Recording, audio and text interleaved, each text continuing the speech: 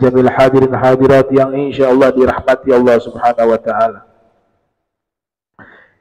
Kita memasuki pembahasan raf'ul basar ilal imami fi shalah, mengangkat pandangan kepada imam di saat salat. Hadis dari Khabbab radhiyallahu anhu, pernah ditanya beliau, qila lahu. Qila lahu artinya dikatakan kepadanya.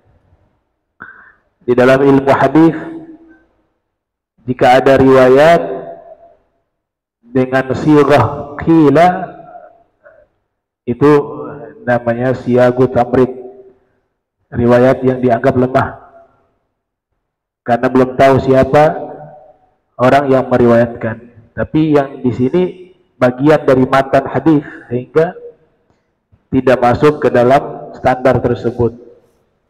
Dia masuk hadis sahih. Karena yang di sini orang yang bertanya saja yang tidak diketahui, tapi riwayatnya diketahui dari Khabbab.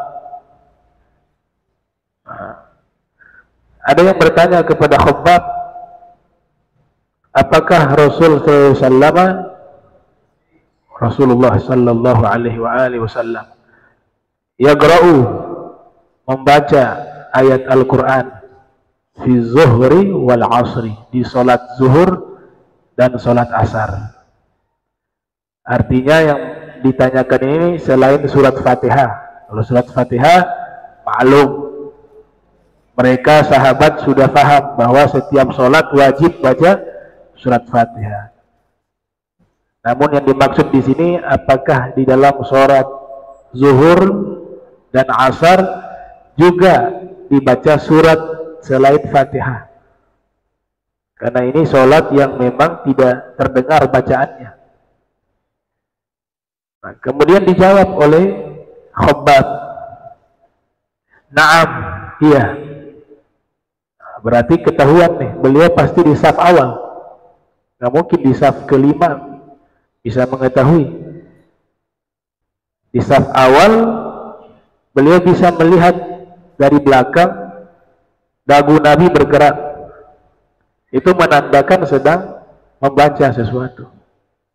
Nah, sehingga beliau katakan di sini, "Na'am", artinya iya, Nabi membaca surat selain Fatihah di salat zuhur maupun salat asar. Dan mereka paham betul bahwa ketika posisi berdiri yang dibaca ayat suci Al-Quran, tidak mungkin baca zikir. Faham, maklum, diketahui.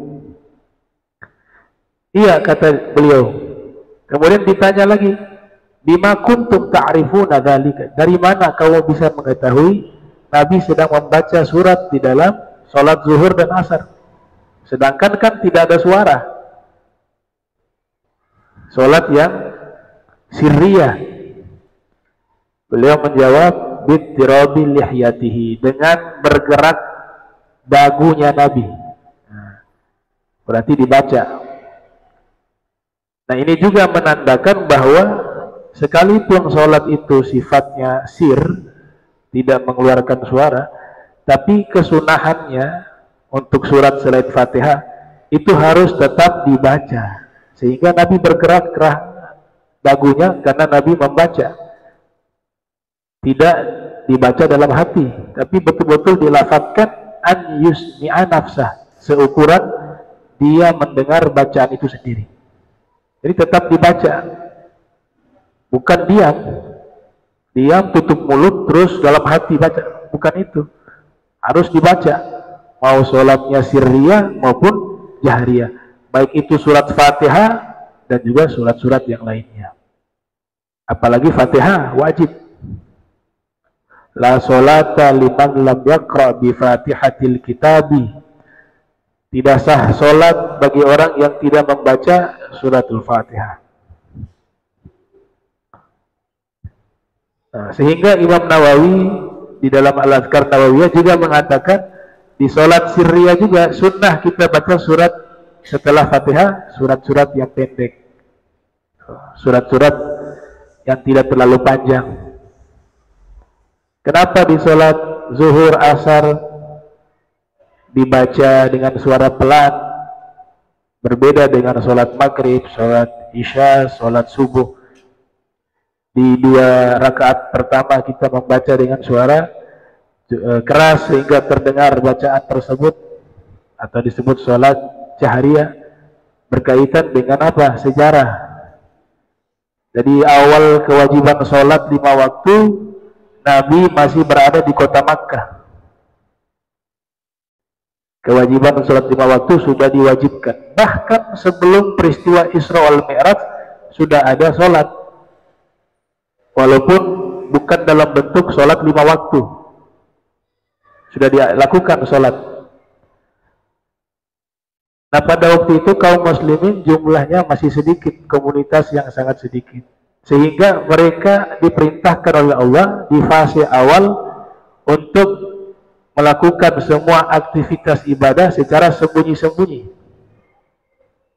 termasuk dakwah secara sembunyi-sembunyi, zikir secara sembunyi-sembunyi, membaca Al-Quran secara sembunyi-sembunyi, karena perintah tersebut tujuannya menjaga keselamatan mereka. Takut orang-orang musyrik mengetahui aktivitas ibadah, akhirnya diganggu, bisa disakiti, bahkan bisa dibunuh. Maka di fase awal semua ibadah sifatnya sembunyi-sembunyi, termasuk cara membaca. Makanya ayat yang mengatakan baca doa dengan suara pelan itu waktu di Makkah. Sholat zuhur asar dilakukan dengan suara pelan karena itu aktivitas masyarakat Makkah masih sangat aktif pada waktu itu. Takut terdengar bacaan, oh lagi sholat nih, dia lagi baca. Tapi waktu maghrib, waktu isya mereka biasanya tidur, sehingga ibadah sholat terutama membaca surat dengan suara keras resikonya tidak sebesar di waktu siang dan sore, yang di situ mereka orang-orang musyrik masih banyak beraktivitas. Khawatir sedang ibadah terdengar bacaan Al-Quran, mereka bisa mengetahui dan bisa menyakiti umat Islam pada waktu itu. Nah, inilah fase atau sebab yang terkait dengan sejarah. Maka sholat zuhur asar itu dipatenkan hukumnya setiap sholat zuhur asar sir, karena kaitan dengan sejarah tadi. Beda maghrib, nah, mereka waktu maghrib tidur, karena kebanyakan mereka profesinya sebagai petani atau pedagang, yang memang aktivitas kerjanya di waktu pagi, siang, sampai sore. Pulang ke rumah sudah capek, tidur. Allah katakan boleh baca keras, mereka lagi tidur, aman. Bacalah tuh 2 rakaat awal. Isya masih tidur, subuh masih tidur. Nanti jam 6, kira-kira jam 7 bangun mereka kerja lagi. Orang-orang musyrik ini kerja sampai duhur. Nah, ibadah diam-diam ada mereka. Jangan dibaca keras. Sampai sore mereka masih ada. Disuruh diam-diam dibaca sir. Maghrib tidur, baca keras lagi. Begitu. Itu diterangkan dalam kitab Hujjatullah karya Syekh Waliullah Dahlawi, atau di kitab Hikmatu Tasra' wa Falsafatuh karya Syekh Al-Hambali, ya, bermadzhab Hambali. Baik. Babu raf'il basar ila sama fi shalah. An Anas bin Malik, an Anas ibn Malik radhiyallahu anhu qala Nabi sallallahu alaihi wa alihi wasallam ma balu aqwamin yarfa'una absaruhum ila samai fi salatihim fashtadda qawluhu fi dhalika hatta qala la tahunna an dhalika aw la yukhtafanna, la yantahunna an dhalika aw la tukhtafanna. Nah, dari Sayyidina Anas bin Malik, beliau mengatakan Nabi Shallallahu Alaihi Wasallam bersabda, kenapa ada sekelompok kaum kalau sholat mereka melihat ke langit? Kata Nabi. Mabalu aqwamin yarfauna. Kenapa ada sekelompok kaum mengangkat pandangan mata mereka ila samai, ke langit, fi sholatihim, di saat mereka sholat. Nabi mengucapkan kalimat tersebut dengan penekanan. Artinya apa? Marah. Nabi marah, gak suka orang sholat lihat ke langit. Rasulullah tidak senang. Bahkan Nabi mengatakan kalau mereka tidak hentikan itu, nanti mata mereka disambar oleh petir atau lain sebagainya. Nah, ini ulama mengatakan proses perpindahan kiblat itu kan disebutkan dalam Al-Quran Nabi melihat ke langit. Tapi di hadis ini Nabi marah, lagi sholat melihat ke langit. Jadi Nabi sedang sholat mengharapkan kiblat pindah. Awal kiblat ke Baitul Maqdis. Nabi berharap pindah ke Ka'bah, Makkah. Harapan Nabi tersebut itu kan sedang sholat di masjid yang sekarang namanya Masjid Kiblatain, Masjid dua kiblat, di tempatnya Bani Salamah. Satu suku namanya Bani Salamah. Dan Allah ceritakan, qad nara taqalluba wajhika fis samai falanwalliyannaka qiblatan tardaha fawalli wajhaka syatra Masjidil Haram. Sungguh kami melihat engkau mengangkat pandangan ke langit, berharap agar kiblat dipindahkan, maka sekarang arahkan wajahmu ke kiblat yang kamu suka. Ayat ini menginformasikan Nabi berharap arah kiblat dipindahkan di saat beliau sedang sholat dan Nabi melihat ke langit. Sedangkan hadis ini Nabi melarang umatnya, melarang sahabatnya ketika sholat melihat ke langit. Bahkan Imam Al-Qadi Iyad dalam kitab Ikmal beliau mengatakan derajat larangan melihat ke langit ketika sedang sholat itu ijma', kata beliau, artinya kesepakatan ulama, dan status hukumnya makruh, tidak sampai ke haram tapi makruh, sesuatu yang tidak baik. Muncul pertanyaan, tapi Nabi di Al-Quran Allah mengatakan sedang sholat lihat ke langit. Bagaimana kita menselaraskan hadis ini dengan ayat Al-Quran? Dijawab oleh para ulama, di antaranya Imam Syaukani dalam kitab Nailul Autar. Imam Syaukani menyebutkan pada waktu itu Nabi berharap arah kiblat dipindahkan sehingga Nabi melihat ke langit dikecualikan pada waktu itu karena sedang mengharap arah kiblat dipindahkan, kata Imam Syaukani, dan itu dikecualikan untuk Nabi saja. Kenapa harus lihat ke langit? Itu adalah makan nuzulul wahyi. Langit itu tempat turunnya wahyu. Tempat turunnya wahyu itu di langit, dari Lauhil Mahfuz ke Baitul Izzah min sama'id dunya. Wahyu itu ditransit di satu tempat namanya Baitul Izzah yang ada di langit. Jadi Nabi mengharap ada wahyu turun, perintah agar mengalihkan arah kiblat, memindahkan arah kiblat dari Baitul Maqdis ke Ka'bah. Itu alasan pertama. Alasan kedua, hadis yang Nabi katakan larangan untuk melihat ke langit ketika sholat, dan peristiwa Nabi melihat ke langit ketika mengharap kiblat dipindahkan. Awalnya tidak ada larangan orang sholat melihat ke langit. Awalnya nggak ada larangan. Ini menurut ulama juga nih. Ya, ada hadis riwayat dari Muhammad bin Sirin dari Abu Hurairah menyatakan Kana Rasulullah sallallahu alaihi wasallam idza shalla rafa'a basarahu ila samai fi sholati.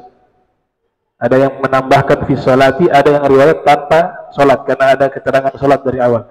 Ya, karena Rasulullah sallallahu alaihi wasallam idza shalla rafa'a basarahu ila samai. Nah, itu riwayatnya seperti itu dari Muhammad bin Sirin.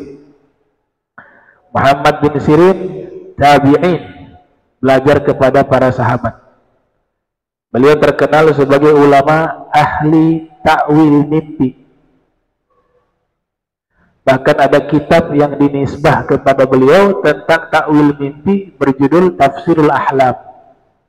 Nah, beliau murid dari sahabat Anas bin Malik dan satu angkatan dengan tokoh tabi'in lainnya bernama Thabit Al-Bunani.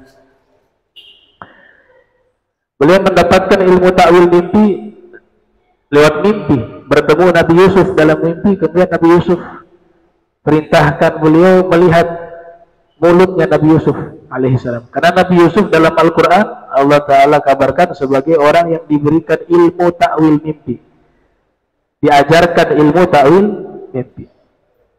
Kemudian Muhammad bin Sirin melihat mulutnya Nabi Yusuf, kelihatan hati beliau. Setelah itu kata Nabi Yusuf alaihissalam, semua ilmu ta'wil mimpi sudah saya berikan kepadamu. Bangun dari tidur, faham ilmu ta'wil mimpi. Bahkan beliau mentakwilkan mimpi bukan hanya lewat teks atau ucapan, kadang-kadang lewat jari, dilihat jarinya itu. Oh, mimpinya begini, diceritakan. Nanti beliau takwilkan lewat jarinya, dilihat jarinya. Oh, jawabannya ada nih. Mimpinya seperti ini, seperti ini. Dan ini ilmu yang rumit, ya. Dilarang orang mentakwil mimpi sembarangan. Karena ilmu takwil mimpi itu ilmu yang rumit.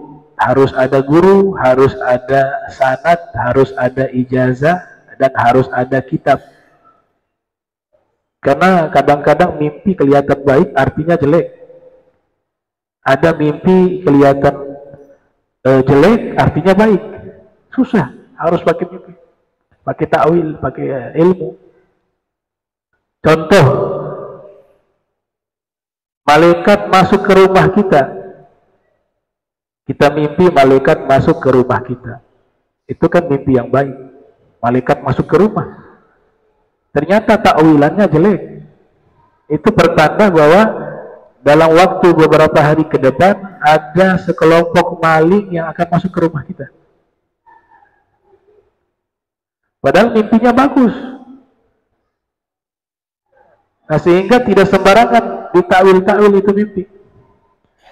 Begitu juga ada yang mimpi jalan di satu tanah, tanah itu penuh dengan ular, sehingga tiap kali dia berjalan tuh ular seakan-akan ingin mematoknya. Mimpinya seperti itu. Ternyata takwilnya bagus. Tidak lama orang ini akan dapat tanah. Nah, ada yang mimpinya kencing di mihrab, kencing di mihrab tempat sholat. Ternyata takwilnya nanti punya anak, lahir anak-anak yang soleh. Padahal mimpinya jelek tuh. Ada juga mimpinya baik, takwilnya juga baik. Rumit ilmu ini, rumit. Gak boleh sembarangan.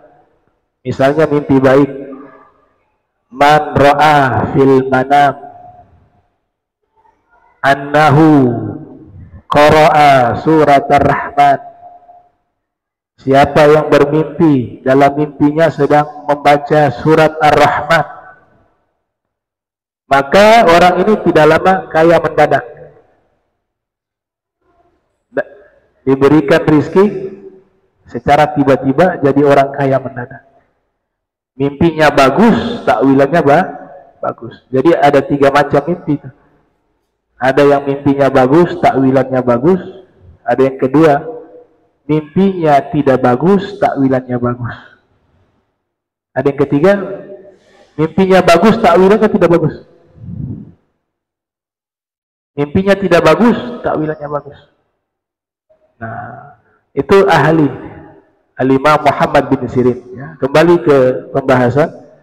Ya, beliau riwayatkan hadis tadi dari Abi Hurairah, ketemu sahabat namanya Abi Hurairah, mengatakan bahwa adalah Rasulullah sallallahu alaihi wasallam idza shalla rafa'a basarahu ila samai. Kalau beliau salat, beliau mengangkat pandangan mata ke langit. Nah, Nabi apabila salat, beliau mengangkat pandangan ke langit. Fanazalat, kemudian setelah itu turun ayat alladzina hum fi salatihim khashi'un.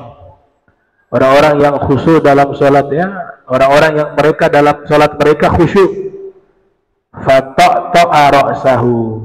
Setelah itu Nabi tundukkan pandangan mengarah ke tempat sujud.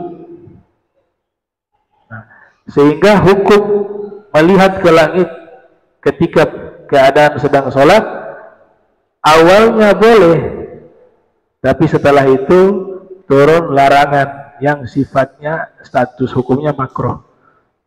Maka keluarlah sabda Nabi, "Do' basaraka maudhi'a sujudik." Fokuskan pandangan matamu ketika sholat di tempat sujudmu, kata Nabi. Nah, para ulama sepakat, tidak ada yang khilaf. Kalau sholat itu hukumnya wajib menghadap ke kiblat.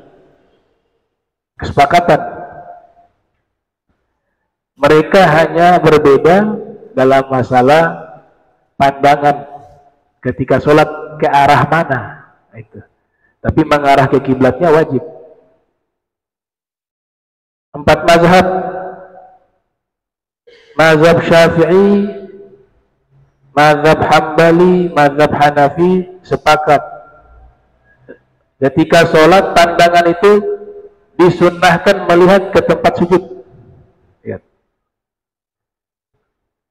Dan sunnahnya mulai dari awal dalam kitab Mughni Muhtaj atau I'anatul Talibin, ya, Said Abu Bakar Syato mengatakan ketika mulai takbir itu jangan lihat ke depan. Awal takbir itu sudah lihat ke bawah tempat sujud. Allahu Akbar. Bukan Allahu Akbar. Beliau mengajarkan dari awal takbir sudah sunnah melihat ke tempat sujud. Allahu Akbar. Itu dari awal takbir. 3 mazhab sepakat. Kecuali mazhab Maliki. Mazhab Maliki itu dianjurkan melihat ke depan. Melihat ke depan, bukan lihat ke tempat sujud. Nah, itu juga tidak boleh mengangkat pandangan, sepakat juga makruh. Menundukkan ke bawah juga mereka tidak anjurkan, tapi posisi ke depan. Nanti kasusnya kalau sholat di Masjidil Haram, kan depan ada Ka'bah. Ada riwayat dari Imam Al-Baihaqi dalam kitab Syu'abul Iman yang lahir tahun 384 Hijriah, itu Nabi bersabda, "An-nazru ilal Ka'bati ibadah." Memandang Ka'bah ibadah. Nah, di sini jadi silang pendapat lagi, termasuk di kalangan ulama mazhab Syafi'i. Mereka mengatakan sunnah itu tetap lihat ke bawah tempat sujud, kecuali kalau depan Ka'bah lihatnya ke Ka'bah, bukan ke tempat sujud. Tapi mayoritas tetap mengatakan enggak, hukum melihat ke tempat sujud berlaku juga walaupun di depan Ka'bah. Seperti pendapatnya Syekh Zainuddin Malibar dalam kitab Fathul Mu'in. Begitu juga pendapat Al-Imam Al-Asnawi. Begitu juga pendapat Al-Imam As-Said Abu Bakar Syato dalam kitab I'anatul Talibin. Berbeda dengan Imam Khatib Asy-Syarbini yang menulis kitab Muqnil Muhtaj. syarah dari Minhaj, beliau mengatakan sunnahnya lihat ke Ka'bah. Begitu juga sebagian ulama Hambali dan Maliki yang menganjurkan melihat ke Ka'bah ketika berada di depan Ka'bah, bukan lihat tempat sujud. Tapi kesimpulannya mazhab Syafi'i mayoritas tetap menyunnahkan untuk melihat ke tempat sujud sekalipun dia berada di depan Ka'bah. Tapi kalau mau mengamalkan, ada pendapat ulama, nggak ada masalah. Ya, kaidah mengatakan la yunkaru al-mukhtalafu fih walakin yunkaru al-mujma' alaih. Kita gak boleh mengingkari pendapat jika itu ada silang pendapat di kalangan para ulama. Tapi yang wajib kita ingkari jika itu kesepakatan dari para ulama. Contoh, Zulaikha itu istrinya Nabi Yusuf bukan? Zulaikha gak disebut dalam Al-Quran. Gak ada riwayat di dalam Al-Quran menceritakan bahwa Nabi Yusuf menikah dengan Zulaikha.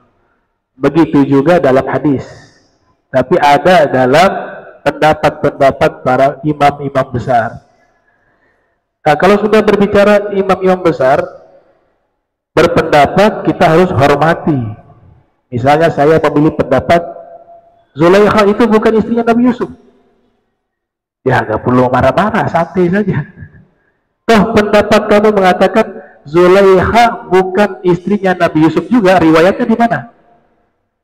Sama-sama dong, sama kuat. Kamu hadir di zamannya, tahu Nabi Yusuf gak menikah dengan Zulaikha. Ada ulama besar kita hormati, Imam At-Tabari, Imam As-Suyuti, bahkan Imam Ghazali itu berpendapat Nabi Yusuf menikah dengan Zulaikha. Ada juga ulama yang mengatakan tidak menikah. Nah, maksud saya jangan kita menyalahkan, hormati mereka ulama-ulama besar. Kalau kita mengatakan Zulaikha bukan istri Nabi Yusuf, salah itu pendapat. Itu namanya orang yang tidak belajar adab. Saya memilih Nabi Yusuf tidak menikah dengan Zulaikha, tapi saya menghormati pendapat ulama lain. Begitu kan enak. Itu. Lagian itu kan bukan masalah akidah, bukan masalah hukum, masalah kisah, riwayat dikasih kelonggaran oleh para ulama. Bahkan hadis dhaif pun dipakai dalam kisah. Itu pernyataan Abuya Sayyid Muhammad bin Ali al-Maliki dalam kitab Al-Manhalul Latif. Itu. Kenapa yang mengatakan menikah juga kemungkinan bisa benar, kemungkinan bisa salah. Yang mengatakan tidak menikah sama statusnya, kemungkinan benar, kemungkinan bisa salah. Karena tidak ada riwayat. Masing-masing beristihad.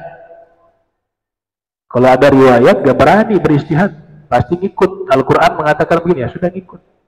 Ini kasus yang sama dengan siapa? Nabi Sulaiman Ratu Balqis juga. Di Al-Quran gak disebutkan menikah. Di hadis silang pendapat lagi. Status hadisnya apakah kuat atau tidak. Itu. Kaidah kembali dalam kitab Jam'ul Jawami' li Subki wa dalam kitabnya Al-Ashbah wa Nadhair dari kitabnya Imam Suyuti wa Ibnu Mulaqqib. Mereka mengatakan kalau ada silang pendapat di kalangan para ulama, tidak boleh kita mengingkari itu. Yang kita wajib ingkari yang disepakati. Sekalipun kita memilih pendapat yang berbeda. Itu namanya adab. Al-adab fauqal ilm. Apalagi yang menyalahkan kita, kan lucu. Kita bukan musahih, bukan mu'allik, bukan muhakkik. Ilmu kita juga tidak seperti mereka. Gitu. Baik.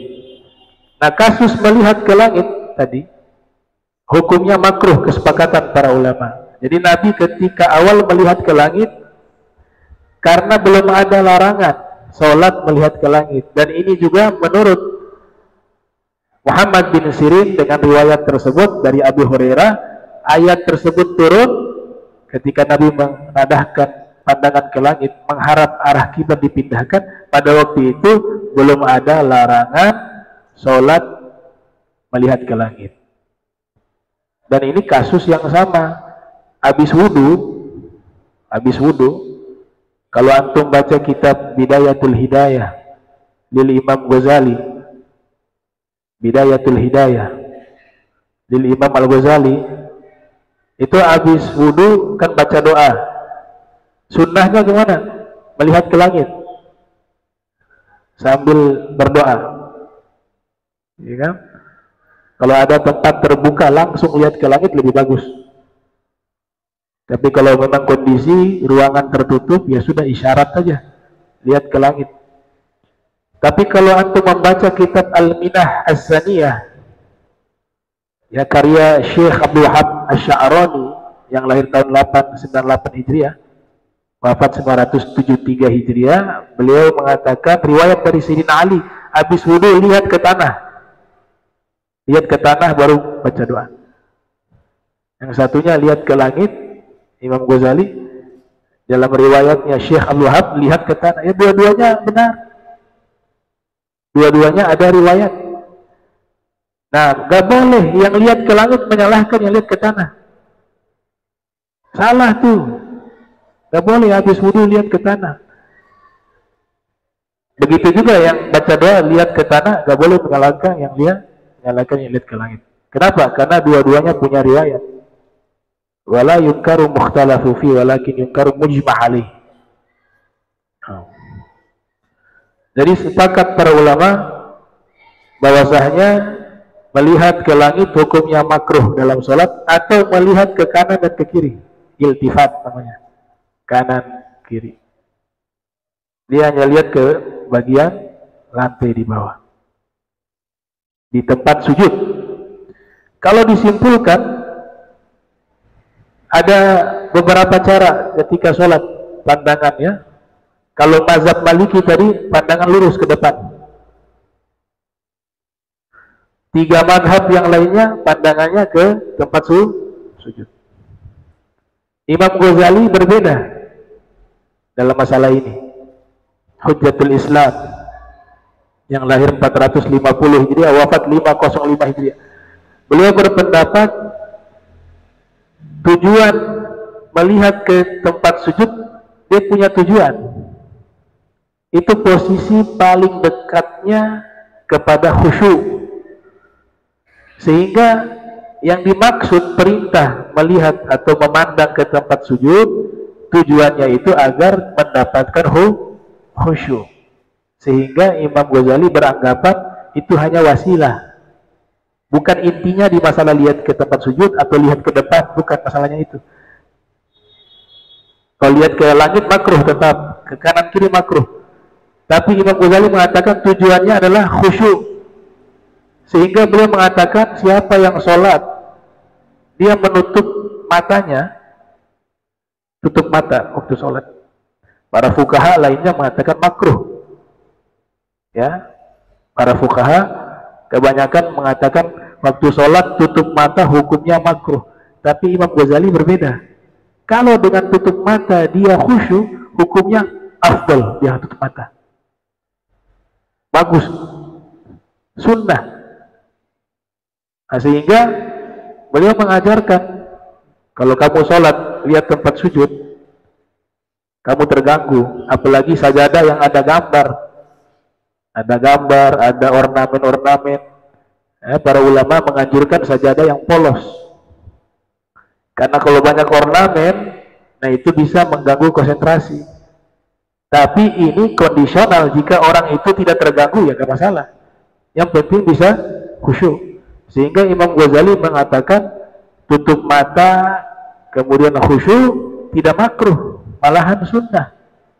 Buka mata lihat tempat sujud membuat tidak khusyuk, maka tutup mata lebih baik. Atau sebaliknya, tutup mata tidak khusyuk, tapi buka mata dia khusyuk melihat tempat sujud, maka buka mata melihat tempat sujud lebih afdal. Itu pendapat Imam Ghazali. Ada tokoh Ghaudi namanya Shuraik. Nah, beliau punya berbeda tuh, diberikan tips. Kalau posisi berdiri, lihat tempat sujud. Ketika posisi ruku, lihat bagian gadamain, tumit, belakang ketika ruku. Kemudian ketika sujud, yang dilihat hidung. Ketika duduk di antara dua sujud, yang dilihat adalah paha. Itu dari Al-Ghazali Syuraih. Ayat tadi juga menerangkan apa? Ada hal yang luar biasa. Bukan hanya masalah perpindahan arah kiblat, tapi yang luar biasa di sini ada kalimat atau firman yang menyatakan tardoha. Kamu arahkan ke arah kiblat yang kamu sukai. Tardoha. Artinya keinginan Nabi ingin memindahkan arah kiblat dan Nabi belum meminta, belum menyatakan dengan doa. Gimana lagi sholat kemudian berdoa? Tapi yang disembunyikan permintaan itu dalam hati, itu Allah sudah qabul. Apalagi Nabi minta. Jadi belum minta saja Allah sudah qabul, sudah terima, sudah ijabah. Ya. Itu yang dimaksud dari ucapannya Sayyidah Aisyah, ya. Wallahi ma ara rabbaka illa yusari'u laka fi hawa. Demi Allah, tidaklah aku melihat Allah penciptamu, melainkan setiap keinginanmu pasti Allah segera kabulkan. Yang ada di hatimu, keinginanmu itu pasti segera Allah kabulkan. Itu pernyataan Sayyidah Aisyah radhiyallahu ta'ala anha wa ardaha. Baik. Nah. Kemudian dikatakan di sini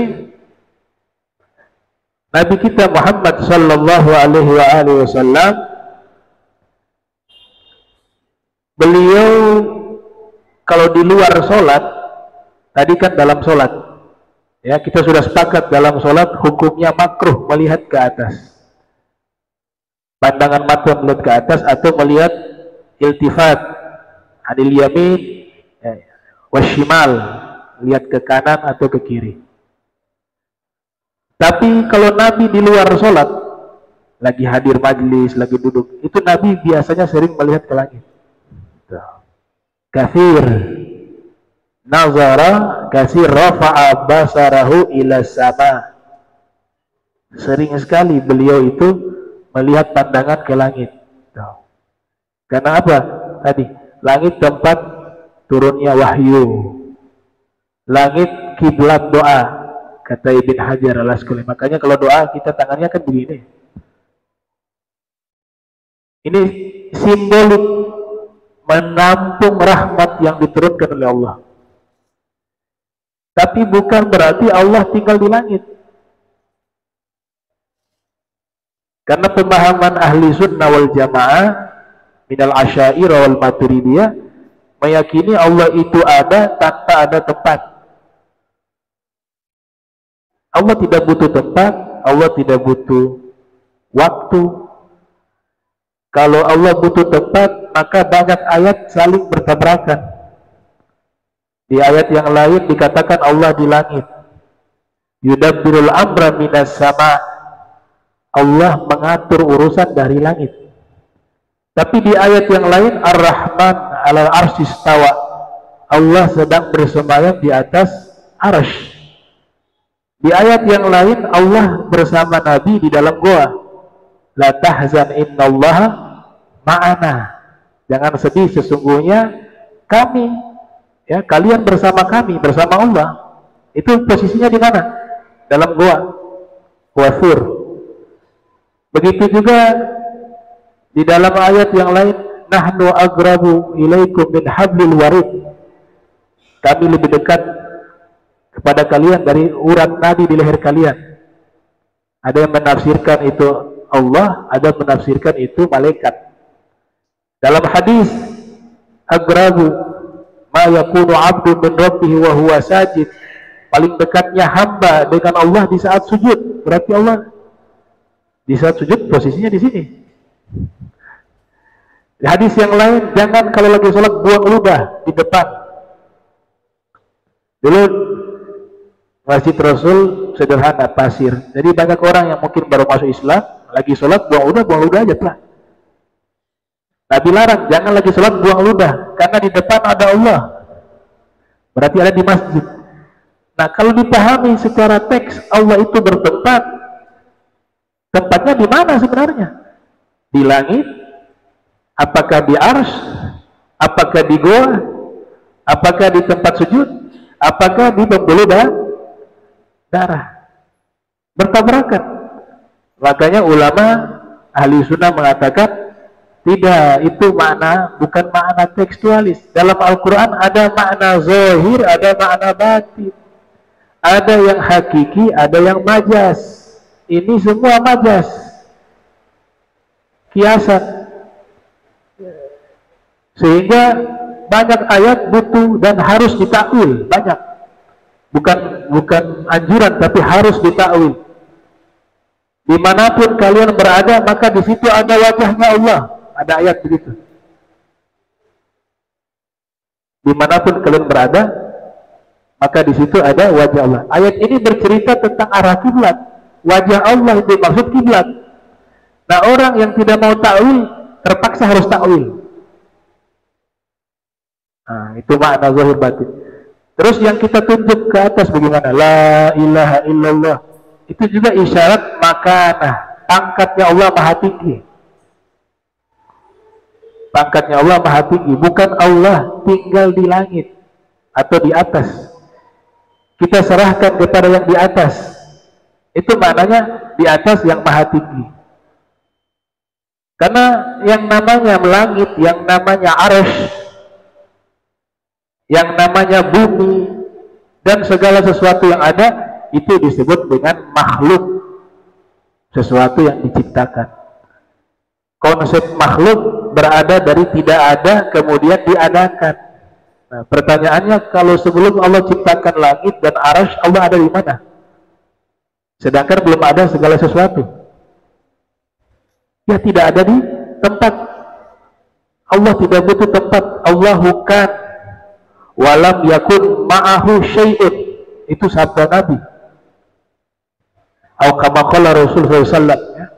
Allah itu ada dan tidak ada sesuatu apapun bersamanya. Sesuatu apapun termasuk arsy. Yang namanya makhluk sesuatu. Segala sesuatu. Walaupun sesuatu ini dalam kajian ilmu kalam juga pembahasannya panjang ya. Ada sesuatu yang sifatnya khusus dinisbatkan kepada Allah. Makanya disebut zat. Zatnya Allah. Biasanya ulama-ulama sebut begitu. Tapi jangan dipahami zat itu zat yang kita pahami sebagai makhluk, karena zat juga makhluk. Zat di situ wujudullah, keberadaan Allah. Itu. Ada hadis lainnya, memang hadis ini statusnya lemah. Sebelum Allah ciptakan segala sesuatu, Allah berada di ama. Ada sahabat nanya ke Nabi, wahai Nabi, sebelum Allah ciptakan segala sesuatu termasuk arsy, Allah berada di mana? Kata Nabi, kana fil ama. Ada mengatakan hadis ini hadis lemah, ada yang mengatakan hadis ini hadis yang hasan. Ama itu apa? Ama itu sesuatu yang tidak terlihat. Kita tutup mata, gelap gulita, gak ada ruang, gak ada waktu. Itu ya namanya ama. Maksudnya apa? Ya tidak ada tempat. Karena Allah ada sebelum segala sesuatu ada.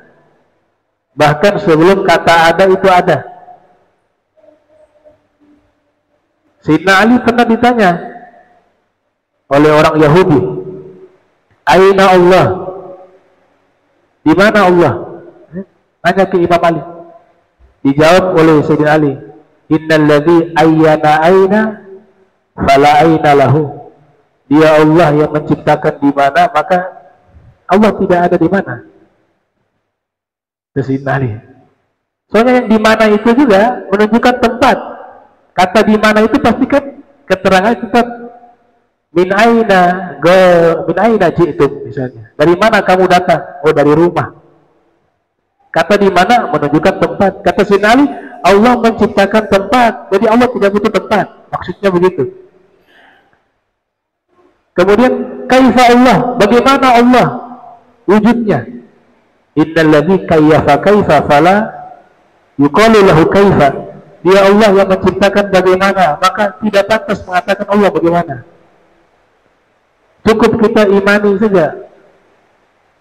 Tidak boleh mengimajinasikan Allah Subhanahu wa taala. Baik. Terakhir